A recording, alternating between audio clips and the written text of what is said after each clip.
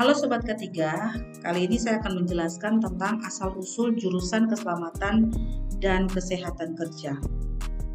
Jurusan keselamatan dan kesehatan kerja memiliki asal-usul yang erat kaitannya dengan perkembangan revolusi industri, gerakan-gerakan hak-hak pekerja, dan upaya global untuk meningkatkan standar keselamatan di tempat kerja. Awal mula kesadaran akan keselamatan kerja muncul dari adanya perkembangan industri manufaktur yang menciptakan banyak pekerjaan di pabrik. Tetapi seringkali kondisi kerja yang tidak aman, ditambah lagi dengan paparan mesin berbahaya dan juga bahan kimia beracun, serta jam kerja yang panjang, mempengaruhi tingginya angka kecelakaan dan penyakit akibat kerja, sehingga memicu perhatian pemerintah dan masyarakat. Awal regulasi keselamatan kerja dimulai dari lahirnya Factory Acts di Inggris pada awal abad ke-19. Ini merupakan salah satu langkah pertama yang mengatur tentang jam kerja dan juga keselamatan pekerja, khususnya untuk anak-anak dan perempuan. Di Amerika sendiri banyak sekali peraturan-peraturan yang terkait dengan keselamatan dan kesehatan kerja. Sehingga bukan saja Amerika Serikat, namun negara-negara Eropa mulai menyesuaikan atau mengikuti undang-undang yang serupa. Perkembangan kesehatan kerja pada abad ke-19 ditandai dengan munculnya hubungan antara pekerjaan dan kesehatan, atau dalam bahasa Inggris itu biasanya kita sebut dengan occupational disease, seperti penyakit paru-paru akibat paparan debu di tambang atau yang dikenal dengan pneumoconiosis.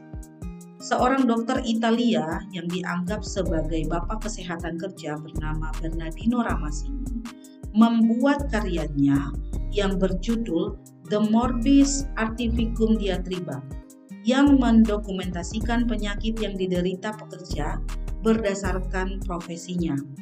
Dan lahirlah organisasi profesi yang ada di berbagai negara sebagai komunitas medis yang mulai fokus dan melakukan penelitian terkait dengan penyakit akibat kerja dan pencegahannya, sehingga melahirkan spesialisasi dalam bidang kesehatan kerja. Keselamatan kerja sebagai disiplin ilmu pada awal abad ke-20 mulai diperhatikan setelah munculnya insiden besar yang terjadi di New York tahun 1911, yaitu kebakaran atau yang dikenal dengan kebakaran Triangle Shirtwaist Factory yang membutuhkan perhatian lebih besar yang harus diberikan pada keselamatan kerja.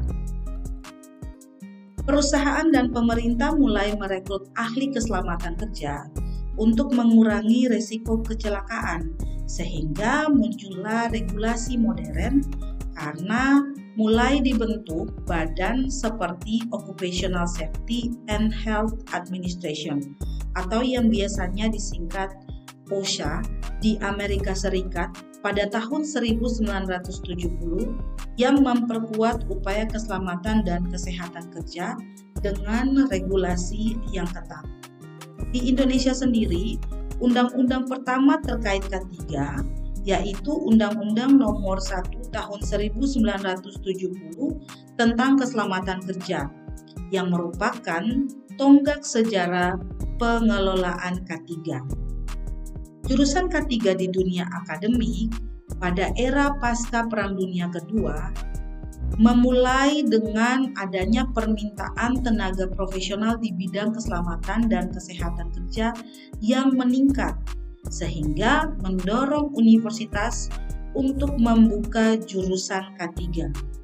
Kurikulum yang ada pada jurusan K3 mulai memasukkan ilmu atau multidisiplin seperti teknik keselamatan, toksikologi, fisiologi kerja, ergonomi, dan manajemen risiko. Di Indonesia sendiri, jurusan K3 mulai berkembang pesat sejak tahun 1990-an dengan berbagai universitas yang mulai membuka program studi K3 baik pada tingkat diploma sarjana maupun pasca sarjana. Perkembangan ini didorong oleh kebutuhan tenaga ahli K3 di berbagai sektor industri. Selanjutnya, perkembangan kontemporer mulai menampakkan K3 ya sebagai ilmu yang tidak hanya berfokus pada pencegahan kecelakaan kerja, tetapi juga pada peningkatan kesejahteraan pekerja, pengelolaan stres, keseimbangan kerja, dan juga hidup atau yang kita sebut dengan work-life balance, serta keberlanjutan lingkungan kerja.